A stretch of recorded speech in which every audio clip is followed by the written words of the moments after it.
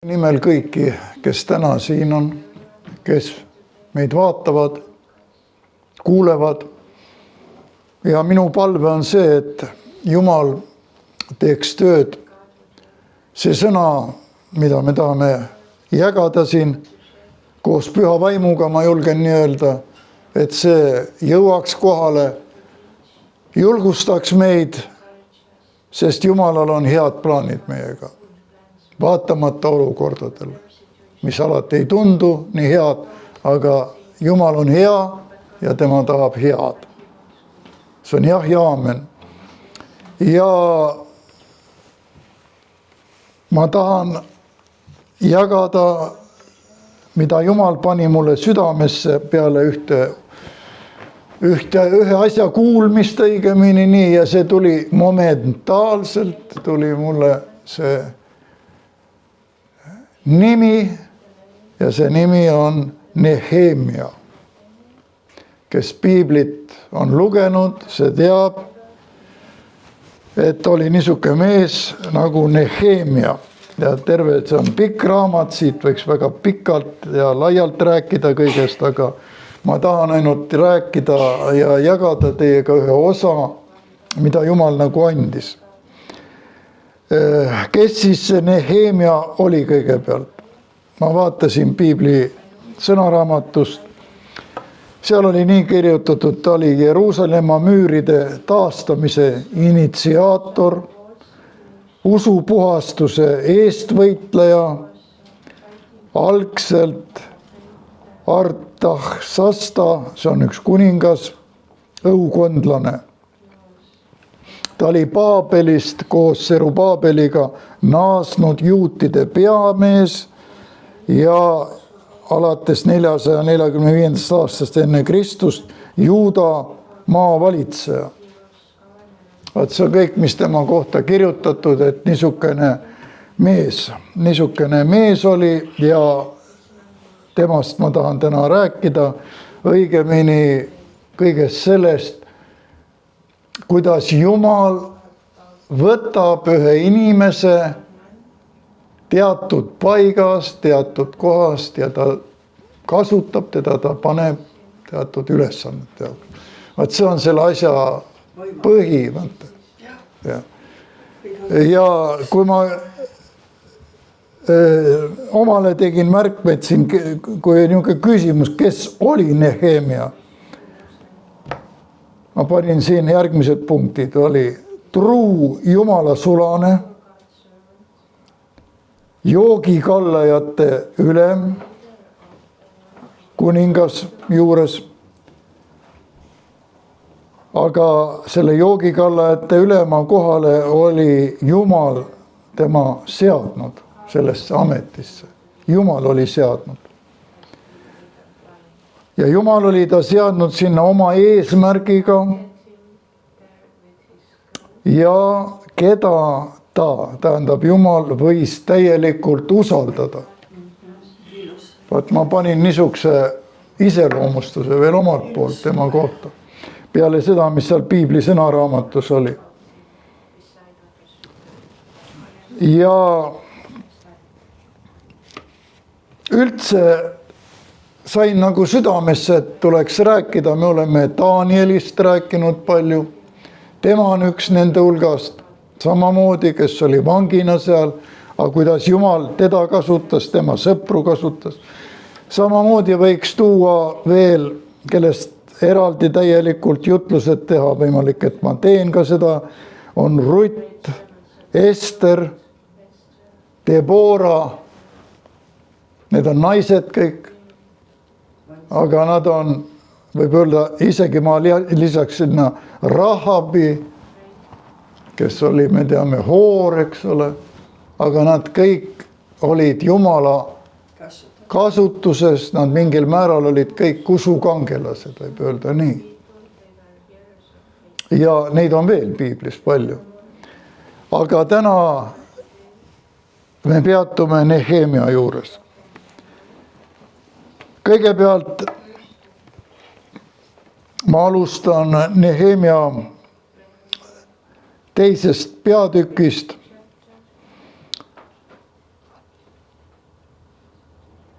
mina olin nimelt kuninga joogikallajate ülem.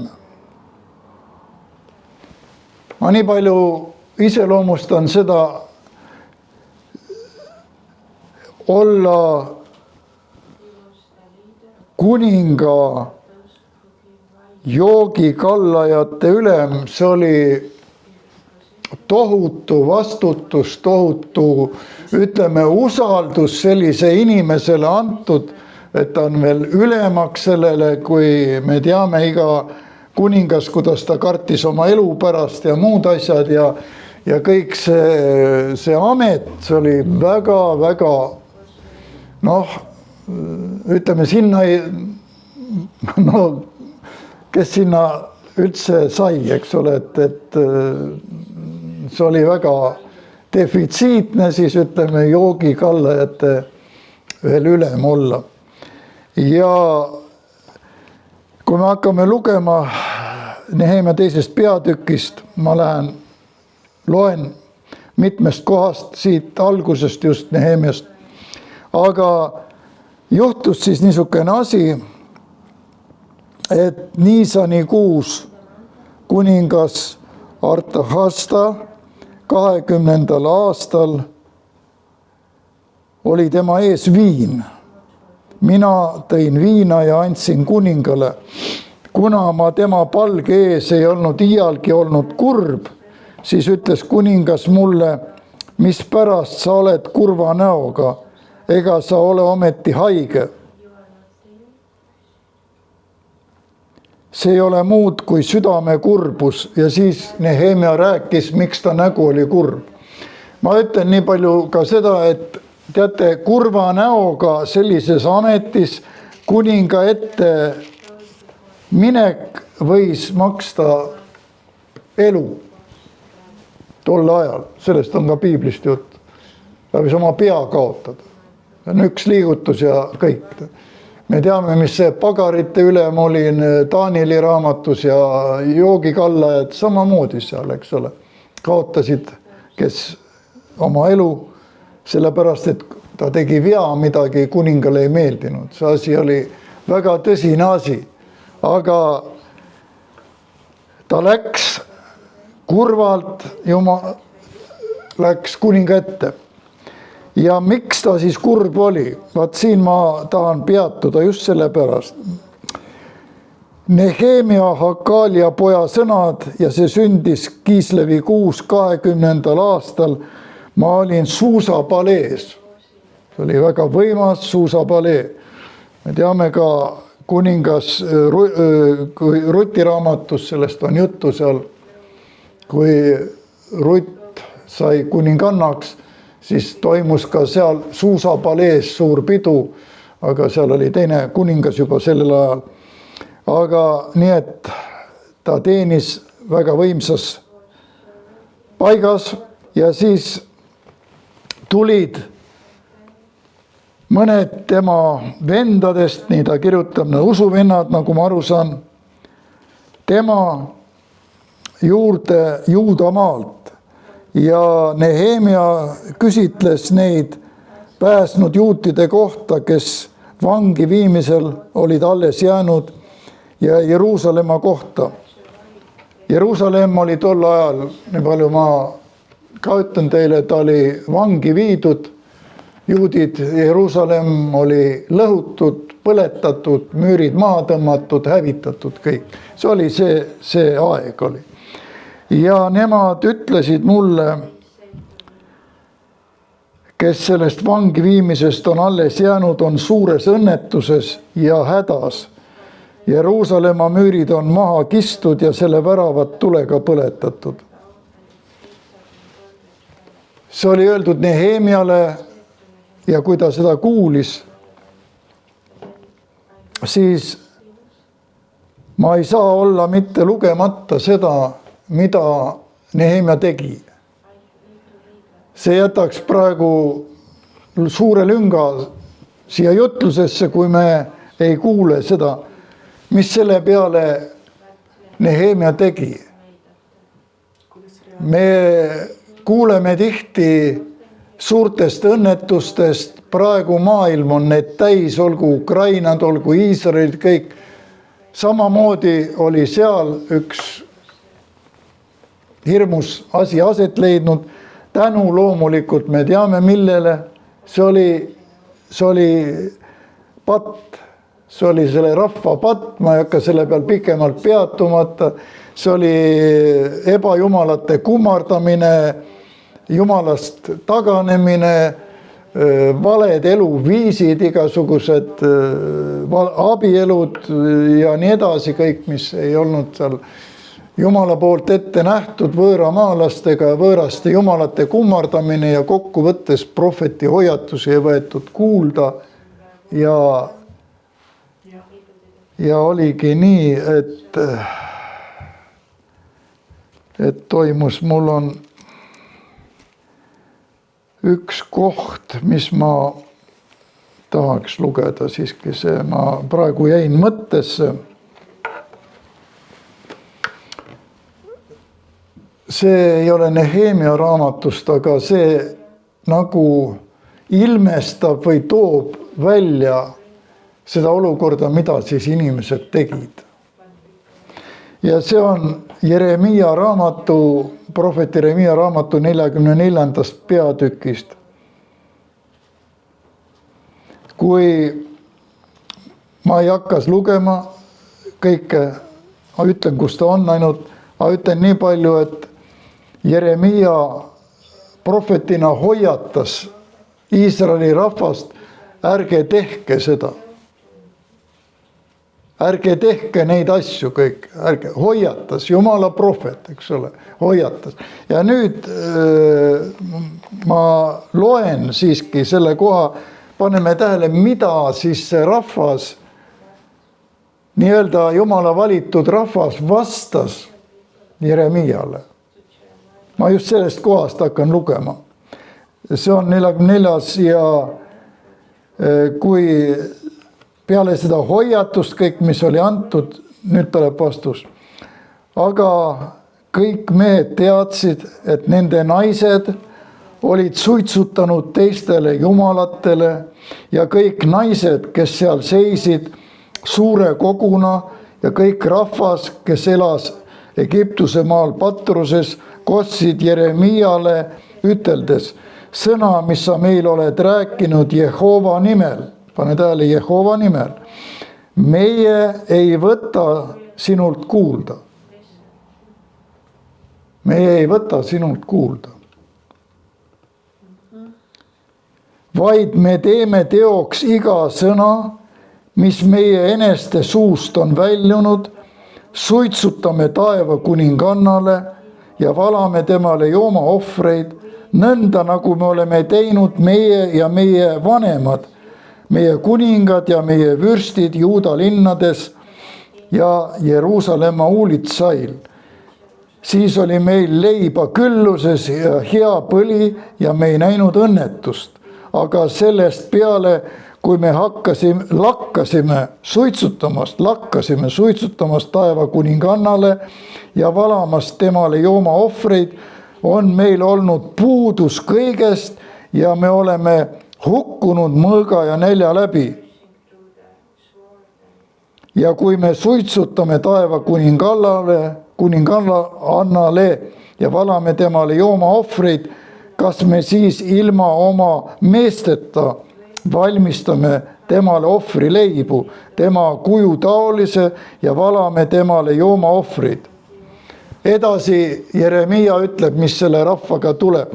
Ma just lugesin selle lõigu selleks, et natuke iseloomustada Iisraeli rahva käitumist. Me teame juba Egiptusest väljaumise ajal oli seal vastuhakud kõrbes, olid sellised ütleme protestimised ja rahulolematused ja kõik halb, aga see koht kuidagi seda lugedes, see on nagu, ma ütleks, üksjagu ülbus ja selline väljaütlemine, me teeme seda taeva kuningannale, hoopis teisel jumalal. Sina, prohvet, mine oma jutuga sinna, kus sa tahad, aga meie teeme nii.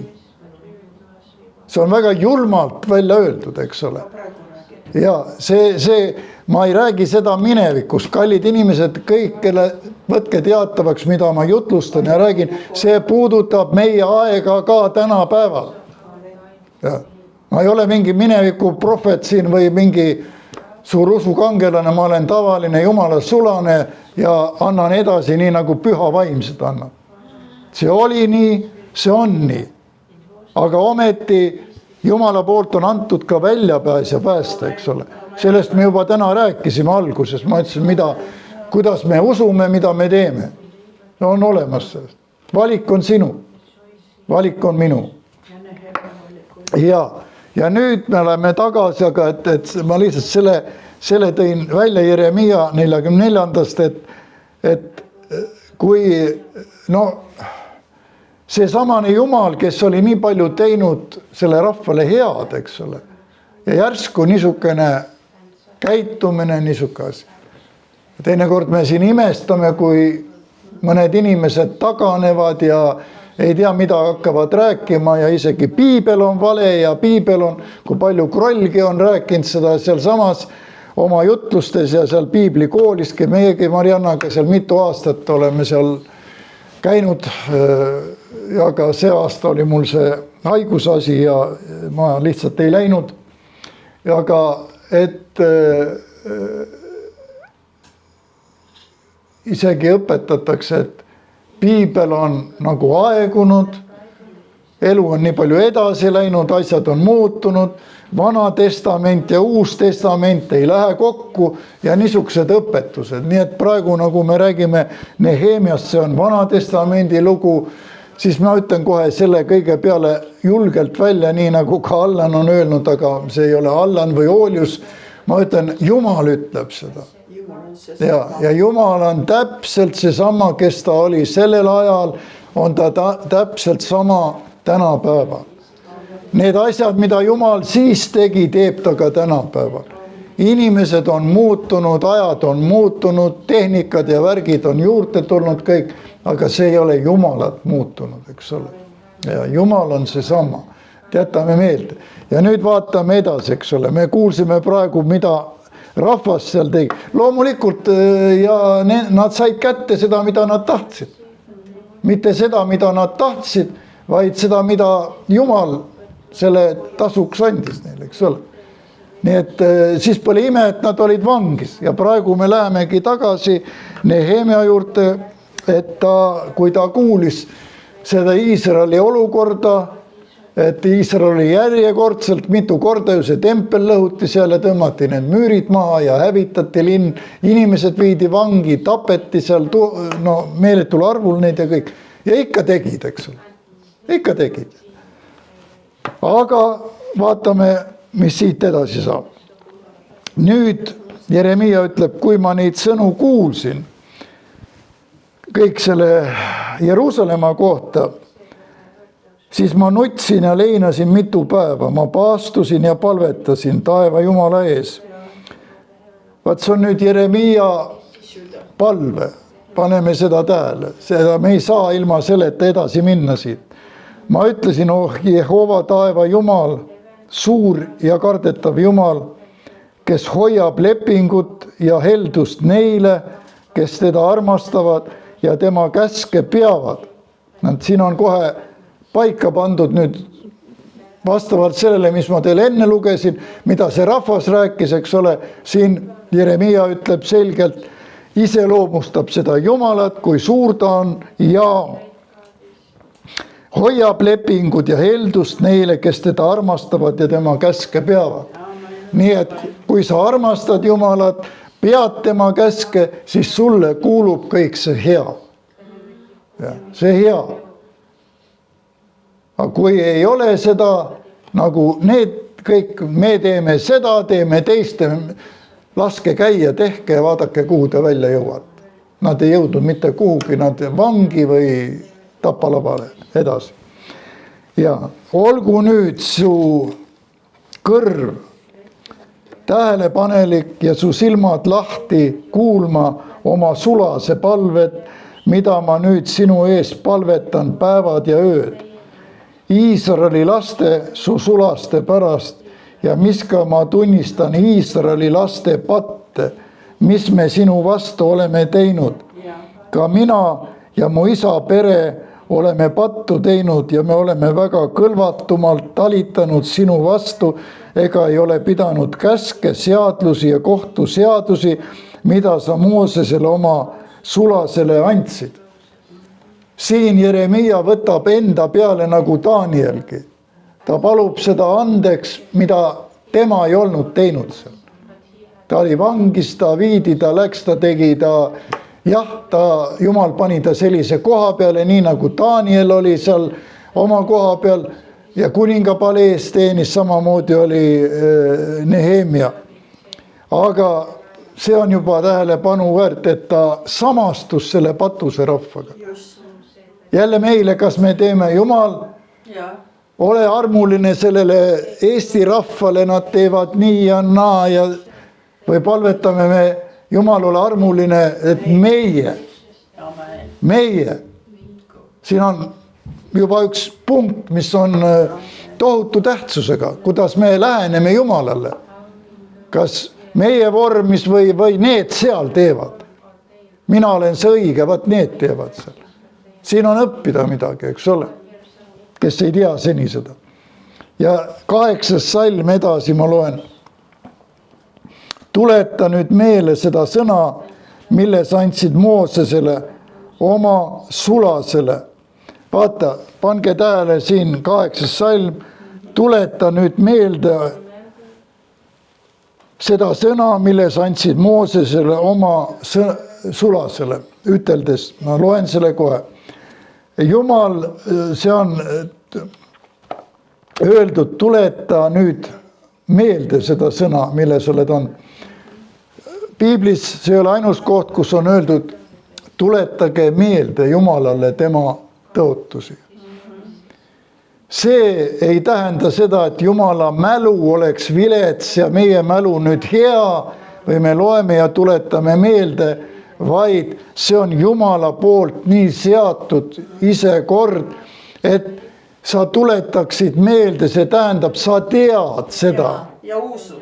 Ja, sa oled selle sõna sees, sa tead, mida sa talle meelde tuletad. Jumal, sa oled nii kirjutanud, sa oled öelnud, ükskõik, mis sul tuleb kiusatus asi, et Jumal, ma olen uus loodu Jeesuses Kristuses. Kõik vana on möödunud. Uus on loodud. Seda vana ei ole, see on surnud. Jeesuse nimel tagane kurat.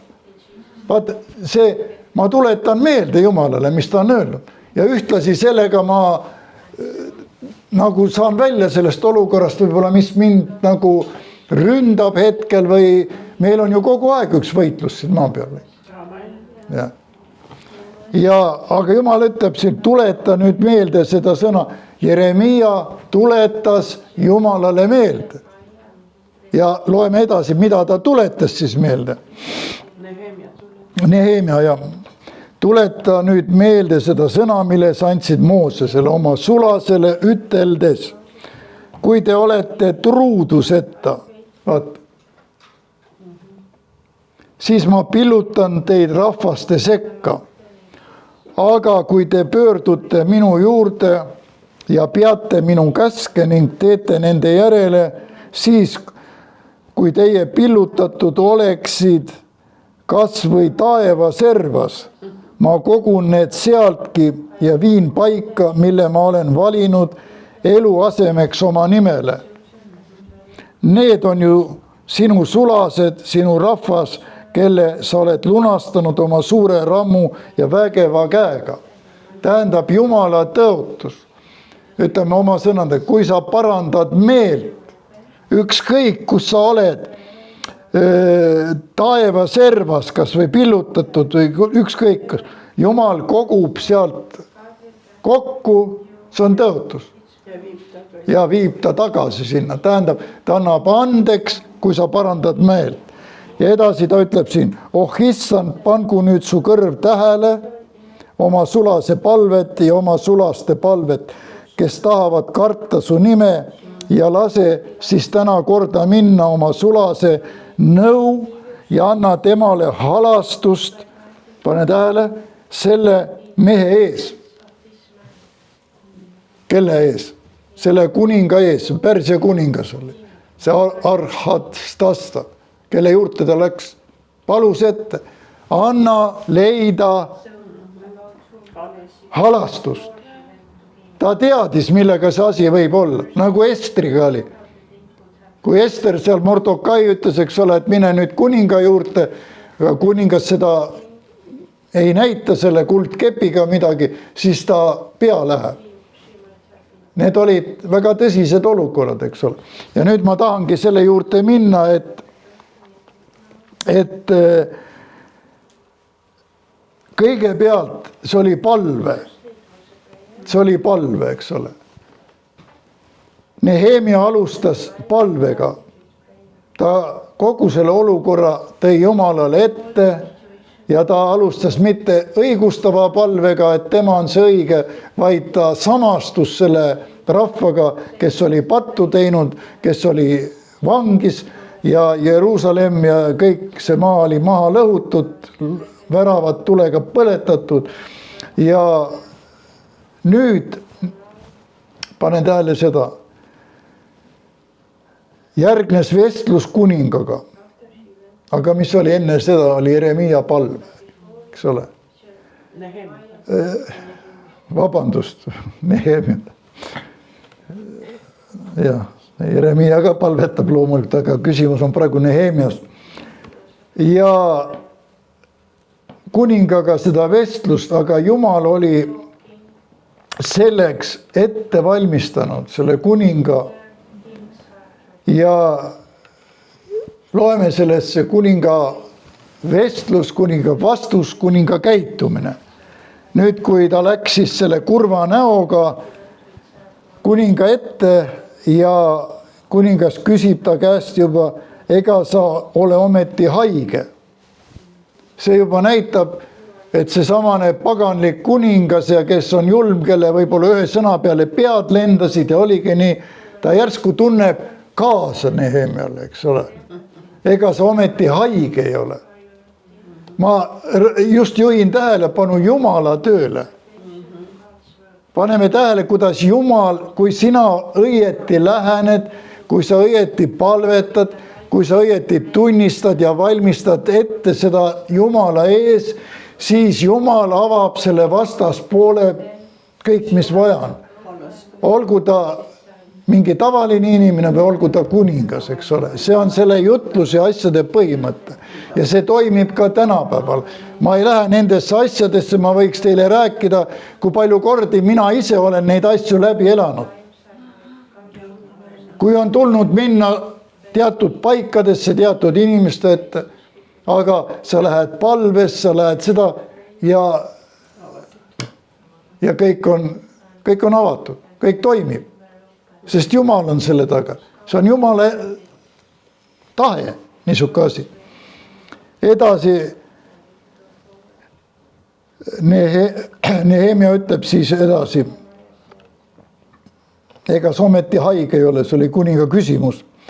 See ei ole muud kui südame kurbus, siis ma kartsin üpris väga ja ütlesin kuningale, näed, ta inimlikult, siin on tunnistatud kartis, eks ole, ta teadis, et kõik see asi oli nagu väga, üks sõna ja kõik on mokkas, eks ole. Ka tema inimesena, ütleme Nehemia, Jumala mehena kõik, ikkagi ta kartis on öeldud. See näitab meile, et ta on inimene, eks ole, inimene, vaatamata kõigele tõi ka välja, see ei ole varjatud, see, et ta ikkagi kartis ja mõttes seal võib tulla niisugused asjad. Aga ta tegi seda, ta läks seda, eks ole.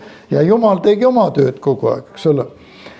Ja edasi ta ütleb siin, ma kartsin üpris väga ja ütlesin kuningale, kuningas elagu igavesti, miks ma ei peaks olema kurva näoga, kui see linn, kus mu vanemate hauad on varemeis ja selle väravad on tulega põletatud. Siis küsis kuningas minult, mida sa nüüd soovid? Palun. Seesama kuningas, keda ta kartis, keda seal ei tea, mis oleks võinud oodata, küsib tema käest, mida sa nüüd soovid? Millega ma võin sind teenida? Millega ma võin sind aidata? Praktiliselt seda.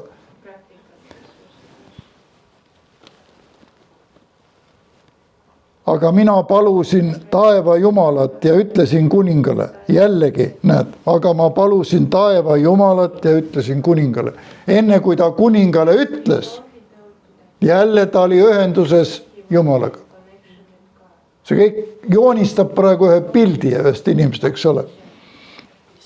Kui kuningas heaks arvab ja su sulane on sulle meelepärane, siis läkita mind Juudamaale mu vanemate haudade linna, et ma saaksin selle üles ehitada. Siis küsis kuningas minult kuninganna istudes tema kõrval. Näed, isegi kuninganna oli selle asja juures seal, istus seal tema kõrval. Kui kaua su teekond kestab ja millal sa tagasi tuled? Seal juba kuninga ja tema vahel oli täielik, ütleme nagu kaks vana sõpra räägivad omavahel asju, eks ole. See oli juba Jumala töö. Paneme tähele, selle peale ma rõhun, et Jumala töö, eks ole, kõik oli see. Kui ma nimetasin temale vastava aja, siis oli see kuningale meele järele ja ta läkitas mind. Jällegi, see oli kuningale meele järele, kui ta ütles selle. Ei olnud kauplemist, liiga palju, liiga vähe, liiga kaua, see oli meele järele. Kui sa teed nii, nagu on õige, siis see on Jumalale meelejärene ja Jumal korraldab sinu asjad, et see on ka meelepärane, meelejärene ja edukas sinu töös, elus, tervises ja kõik. Tee seda, mis on õige. Kõik, ei ole palju vaja. Ja see on meile antud teada. Ja ma ütlesin kuningale, kui kuningas heaks arvab, siis antagu mulle kaasa kirjad maavalitsejale teisel pool Frati jõge, et nad laseksid mind läbi, kuni ma jõuan Juudamaale. Ja nõnda samuti kiri kuninga metsa ülemale, et ta annaks mulle puid templipalee väravate ehitamiseks ja linna müüri ning koja jaoks, kuhu ma asun. Ja kuningas andis mulle need ja kuule, mis edasi on öeldud, sest minu peal oli mu Jumala hea käsi. Halleluja. Halleluja, kui hea. Kas kallikese, kui mõtleme seda, see kõik loed siin, mõtled, no see oli nii, see oli seal ja see oli niisuke mees, see kõik käib meile. See toimub meiega täpselt samamoodi. Sinu peal võib olla Jumala hea käsi. Ja su asjad õnnestuvad, kõik asjad, kallikesed, kõik asjad. Mis mured teil ka praegult ei oleks. Jumalal on kõik võimalik. Absoluutselt kõik. Sest minu peal oli Jumala hea käsi.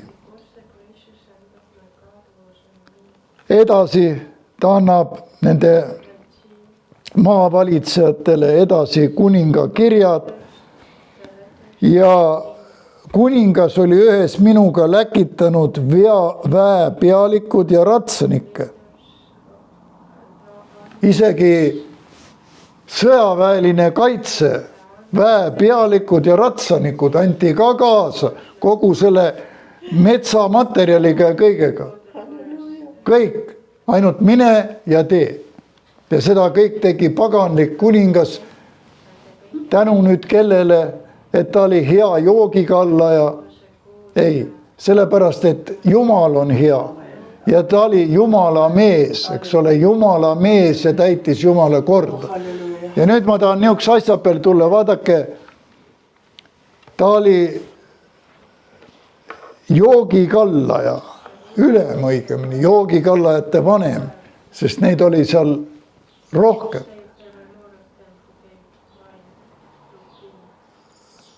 Jumal, nagu ma nimetasin siin ka neid teisi nimesid, Rutti, Estrit, Deborat, kõike. Jumal paneb inimesed teatud paikadesse. Tema oli joogikallaja seal. Ta ootas oma aega. Jumala aeg tuli. Ja siis toimus see, mis me siiani lugesime. Natuke me läheme veel, ega selle kõige jutu lõpuni me ei jõua, sest see on küllaltki pikk, aga soovitan teil kõigil endal seda Nehemia raamatu läbi lugeda kõik täiesti ja mõelda seda, mitte lugeda, vaid nagu näha kõike, mis seal toimus. Ja tema paik oli joogikallaja. Ta täitis hästi oma ülesandeid, ta oli Jumala mees ja jõudis kätte see aeg, kus tuli nii, nüüd sa lähed Jeruusalemma ja mis seal hakkas, eks ole. Kõik see meeleparandus ja need muutused kõik.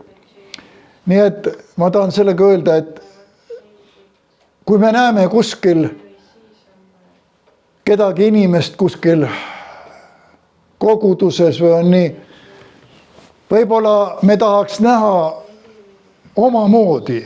Inimene tahab näha omamoodi ehk.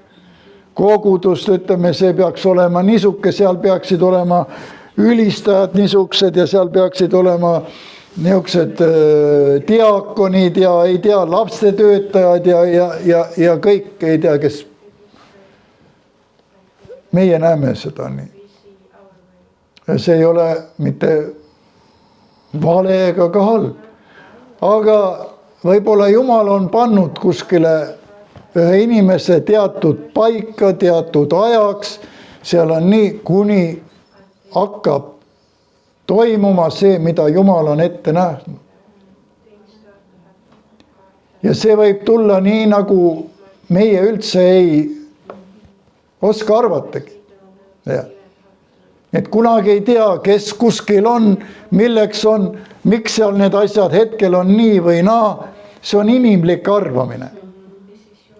Aga ma soovitaks rohkem neid inimlikke arvamisi ja neid jutte ja teiste arvamisi ja jätta need kuidagi kõrvale ja rohkem kuulda, mida Jumala vaim räägib ja annab sulle. Ka mulle oli üks jutu ajamine mõni päev tagasi siin ja ma selgelt vastasin. Ma ütlesin, kui see asi peaks Jumalast olema, siis minu poolt on kõik uksed avatud.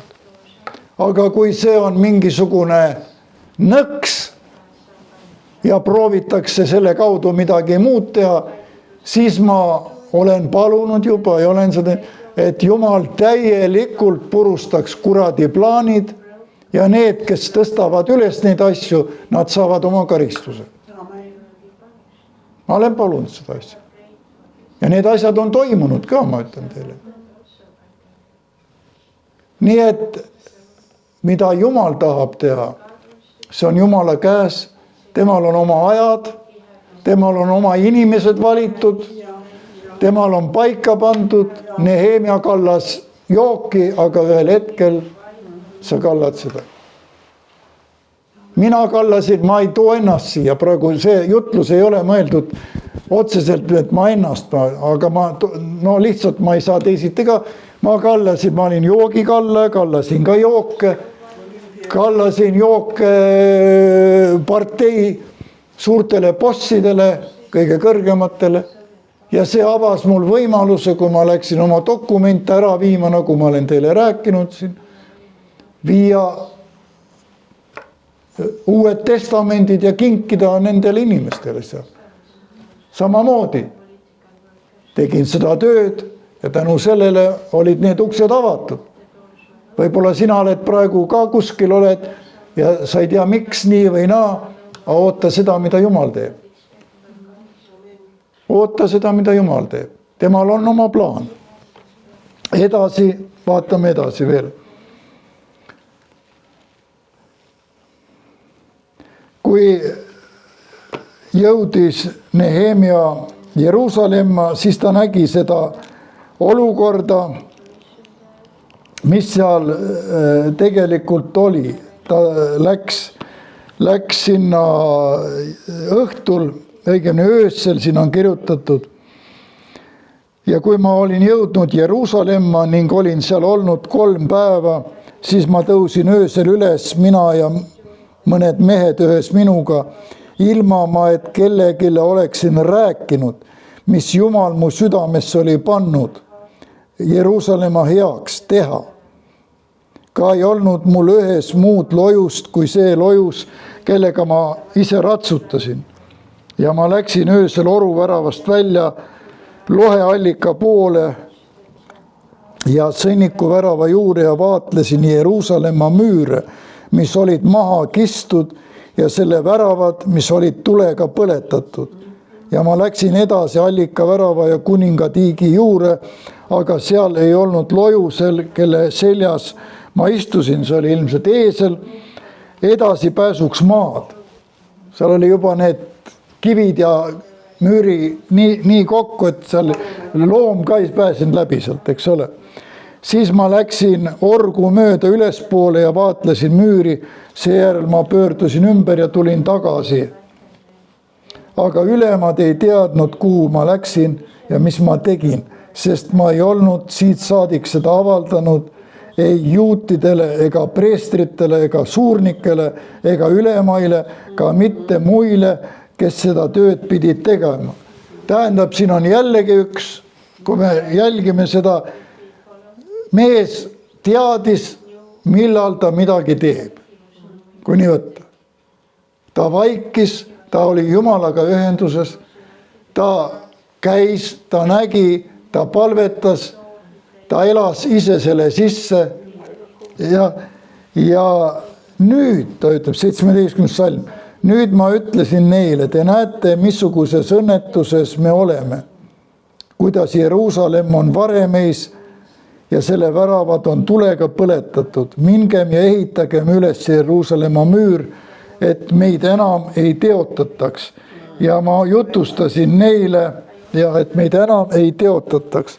Ja ma jutustasin neile, kuidas mu peal oli olnud minu Jumala hea käsi ja ka neist sõnust, mis kuningas mulle oli ütelnud.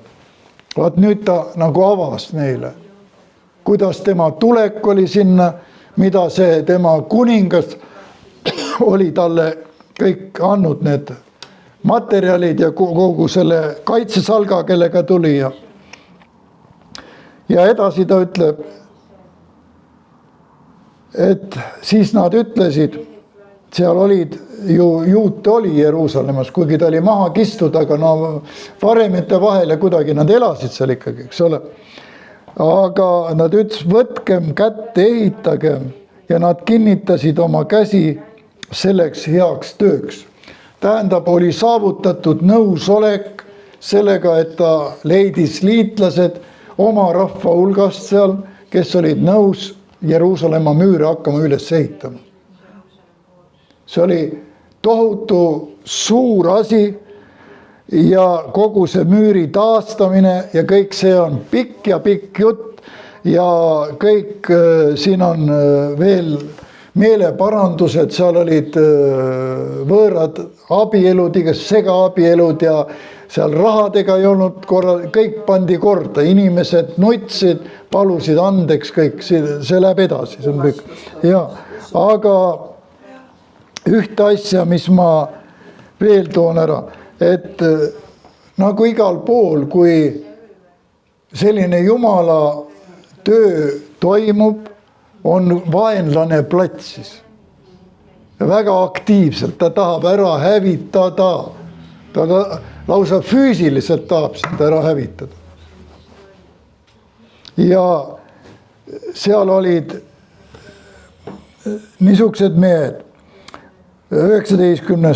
salm, aga kui hooronlane Sanbalat ja ammonlane ametnik Toobia ja araablane Gesem seda kuulsid, siis nad pilkasid meid ja osutasid meile põlgust ja küsisid, mis see on, mida te teete, kas tahate kuningale vastu hakata? Kas tahate kuningale vastu hakata? Nad olid Iisraeli vastased, nad olid vaenlased ja nad teadsid, et see paganlik kuningas oli ju nende kuningas. Ja nad ütlesid, kas tahad see, mida te nüüd praegu siin teete, te tahate kuningale või vastu hakata. Aga need vaesekesed ei teadnud seda, et see oligi kuninga poolt nii korraldatud. Vaata, mida Jumal teeb, eks ole. Kuningas andis selle heakskiidu kõik. Kuningas korraldas selle asja nii. Tänu millele? Tänu sellele, et see oli Jumala poolt antud kuningale see korraldus. Jumal tegeles kuningaga ja kuningas täitis seda, mida Jumal oli talle andnud. Siis ma vastasin, Nehemia tähendab nendele vaenlastele, ütleme, kes siis vastu olid, ja ütlesin neile, et taeva Jumal annab meile korda mineku ja meie, tema sulased, võtame kätte ja ehitame. Aga teil ei ole osa, õigust ega mälestust Jeruusalemmas. Amen. Olgu nii igal pool. See, isegi see lause võib praegu puudutada Jeruusalemma. Isegi praegu ma ütlen teile. Ja, aga kõige rohkem praegu me oleme Kristuse kogudusena ja me oleme seotud ikkagi kõik selle jumalike tõdede õigusega ja nende tõekspidamistega ja ehitame. Ja teil ei ole õigust ega mälestust Jeruusalemmas. Ja ei saanudki olema seda. Ei saanudki olema. Nehemiat püüti isegi täielikult tappa. Talle valmistati igasugused lõksud. Ta oli nagu ikkagi selle, ütleme, hiljem nagu maavalitseja seal. Ja Jeruusalemma müüride taastamise initsiaator, usupuhastus ja kõik, mis toimus tema kaudu. Need võib öelda edasi, kui me vaatame siin neid pealkirju, tööjaotus, kuidas taastati müüre. Siin on kõik, ma lihtsalt ei lähe nii pikale enam, et neid taheti rünnata, nad töötasid. Ühes käes oli seal tööriist, millega tehti, teises käes oli oda või mõõk. Nii oli see rahvas, taastas neid müüre. Ööd ja päevad tehti tööd. Kõik sellest on siin kirjutatud.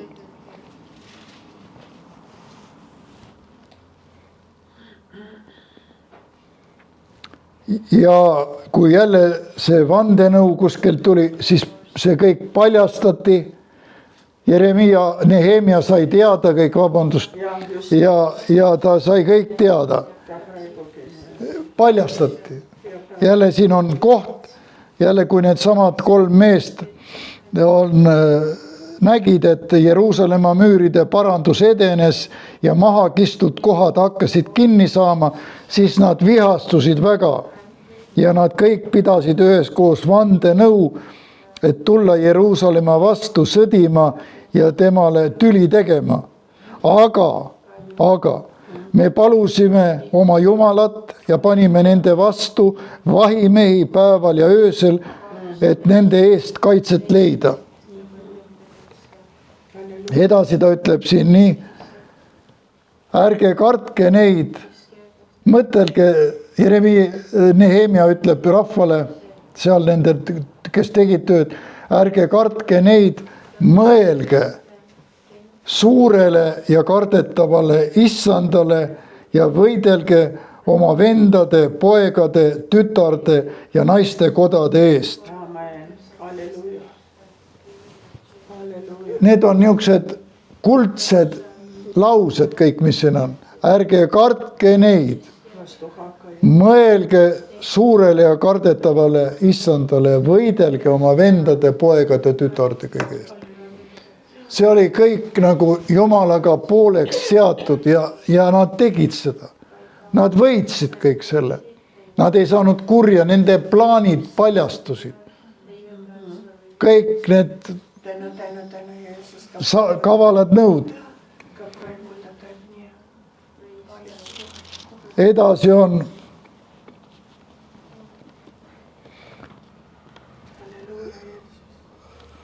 jälle vaenlaste vandenõu Nehemia vastu. Nehemia seab kohtadele Jeruusalemma ülemad ja valvurid ja ametimehed, siis juba müürid olid üles ehitatud. Edasi tuleb rahva suur patukahetsus. See on pikk peatükk, isegi ma ei loe seda täna, aga jälle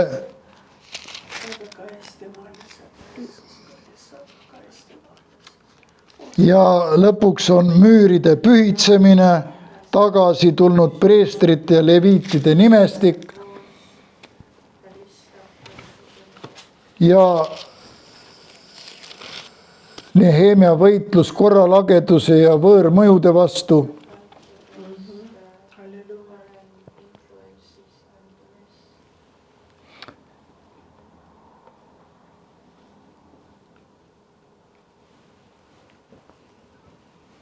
Edasi ta puhastab templi, seal oli kellegi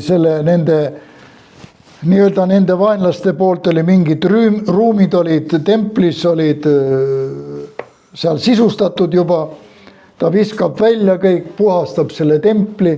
See on 13. peatükis pikem jutt.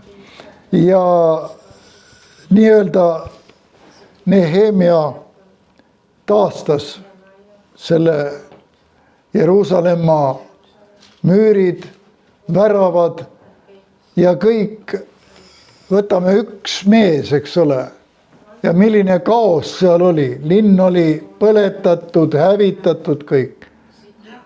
Ja üks mees, eks ole, pole vaja rohkem kui ühtegi, keda Jumal võib usaldada, kellega võib arvestada ja see üks võib minna ja kõik teha. On selge näide sellest. Ja kinnitagu see meie, lihtsalt sellepärast ma ütlen, et siin on see teema on veel nii lai ja siin võiks igast peatükist veel rohkem kui ühe jutluse teha.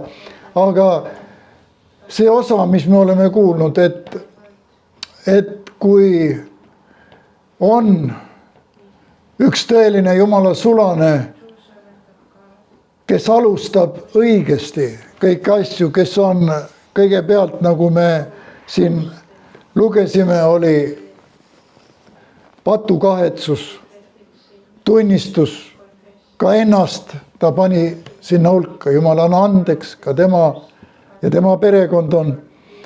Ja rohkem ei olnud vaja, sest Jumal oli tema poolt ja tal õnnestus see kõik.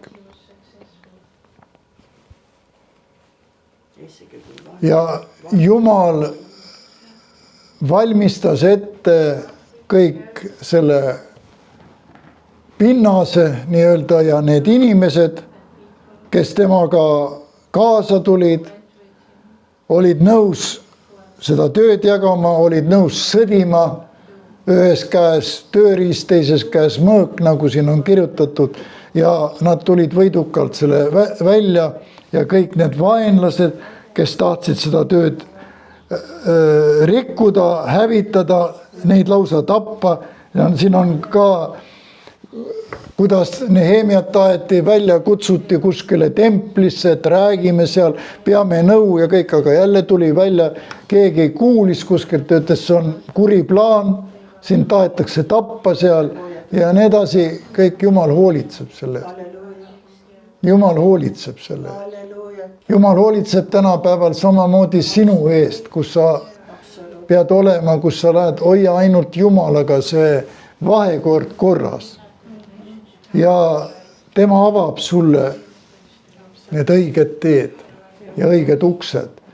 Ja Jumal ei lase, jah, oli ka temal, nagu me lugesime siin, ta kartis, ta kõik see kuninga asi, kõik, aga kui Jumal on sinu poolt, siis Jumal lihtsalt sai see aeg täis selles teenistuses ja nüüd järgmine asi, lähed ja taastad seal. Nii et me ei tea praegune aeg, ma lõpetan ka sellega, praegune aeg, mis toimub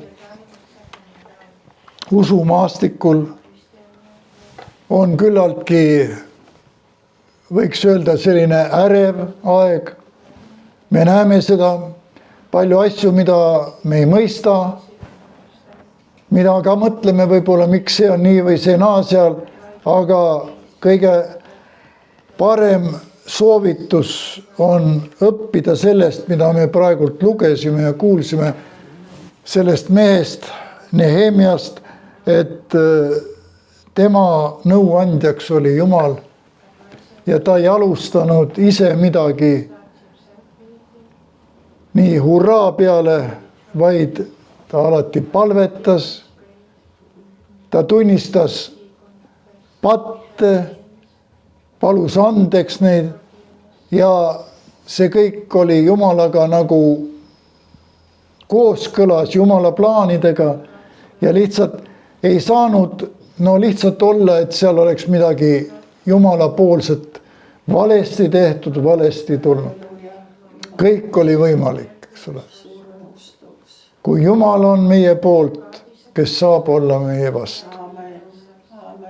Aga võib-olla see jutlus annab, sest ta tõesti lühemalt toodud siia ja täna me ka mäletame Jeesuse surma, aga see annab meile ühe, ütleme, eeskuju, väikse õpetuse kindlasti sellest, et kui Jumal on meie poolt, kes saab olla meie vastu, siin oli selge näide sellest, et Jumal oli Nehemia poolt, ei saanud keegi talle vastu, ei kuningad, ei need teised araablased ja muud seal, aga selleks, et Jumal oleks sinu poolt, siis on vaja täita seda, mida me oleme kuulnud täna siin. Ja palvetada, olla palveinimene, tunnistada oma möödalaskmisi, vigu, asju, olla aus Jumala ees. Jumalat me petta ei saa keegi. Inimesi võime petta, rääkida midagi. Jumal teab kõike. Jumal väga hästi teab seda. Ja ta tuletab meelde, kui on vaja. Ja ütleb, kallis poeg või tütar, see ei ole õige, ära tee nii. Sellega sa ei jõua kuhugi ja hoidku Jumal selle eest, mis ma lugesin siin vahepeal see Iisraeli rahvas, kes lausa ütles, et me teenime teisi jumalaid.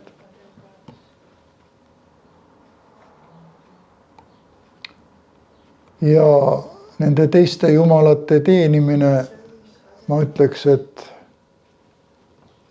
missia ei ole vastu võetud. Jeesus Kristus ei ole selle rahva missia. Veel see tuleb, piibel räägib sellest, et nad tunnistavad seda ühel hetkel, kui nad näevad. Ja sellepärast ka kindlasti toimub palju selliseid asju, mis on rasked. Ka praegusel hetkel me näeme, kuidas see rahvas kannatab, kuidas teda üle maailma nagu kiusatakse taga, asja eest teist taga. Me näeme, et see ei ole õige. Nad lihtsalt kaitsevad oma maad ja oma vabadust, aga mõeldakse teistmoodi, kõik tehakse. Ma olen mõelnud selle peale ja mõelnud mitu korda, aga kui oleks Jeesus seal nii-öelda aukohal, kui Jeesus oleks aukohal, siis ka kõik oleks teistmoodi. Kui Jeesus on sinu elus aukohal, siis on teistmoodi kõik. Ja see, mida tema teeb sinus, see on ainult hea, see on sellest halvast välja toomine, eemale viimine, tõe tunda andmine sulle. Te tunnetate tõe ja tõde teeb teid vabaks, nagu piibel ütleb. See tunnetus tuleb ainult siis, kui sul on selline osadus Jumalaga. Kui sa palud, kui sa pühendad, eksime me kõik, me inimesed oleme kõik oma asjadega tihti kimbus ja eksime, Jumal teab seda, aga nagu me lugesime, et isegi kui te parandate meelt ja nagu siin oli, et ükskõik kus maailma paigas te olete, ma toon teid tagasi. Jumal toob tagasi. Võib-olla sina oled ka täna, kes sa siin oled või kes sa seda vaatad, kuskil paigas, Jumalast eemal, tee seda, mis on õige ja Jumal hoolitseb selle eest, et ta toob sind õigesse paika tagasi, oma juurde. Sa saad rahu, sa saad lahenduse oma elule, kõik, mida sa vajad, sa saad. Sest Jumal teeb seda ja see on tema tõotused ja tema oma sõna ei murra. Ja nii nagu me lugesime, et tuletame meelde ja Jumal teab neid asju kõik, aga Jumal tahab näha seda, kas sina ka tead. Ja kas see sinu sees tuleb välja, et sa ütled nii, et see asi. Jumal, aita meid kõiki, me tõuseme lõpupalveks. Jumal, me oleme kuulnud praegult sinu sulase loo, kuidas ta toetus ainult sinu tõotuste ja sinu peale, Issand, ja kuidas sina avasid kõik uksed selleks, et see ülesanne, milleks ta oli kutsutud, sai täidetud ja müürid said üles ehitatud, väravad said uuendatud, kõik see praht sai likvideeritud, eraldi veel on pikk lugu, kuidas tempel sai puhastatud, kõik see rämps välja visatud seal. Jumal, ka meie isiklikud templid, nagu sõnagi ütleb, et meie ihu on püha vaimu tempel, et ka meil võib sinna templisse koguneda seda prahti, mis on vaja välja visata, puhastada. Jumal, aita meid, aga näita, pane oma käsi nende kohtade peale, et me võiksime saada vabaks, saada puhtaks ja teenida sind tões ja vaimus, nagu sõna ütleb. Issand, olgu õnnistatud ka see järgnev osa, sinu surma mälestamine. Sina läksid surma meie eest, et meie võiksime elada. Ja mitte lihtsalt elada, vaid koos sinuga elada ja seda õiget elu elada, milles sa aitad meid ja et me võiksime olla valguseks ja soolaks siin maailmas. Nii nagu on öeldud, ka see on kirjutatud. Issand, ma tänan selle eest ja sina teed seda. Jeesuse Kristuse nimel. Aamen. Aamen.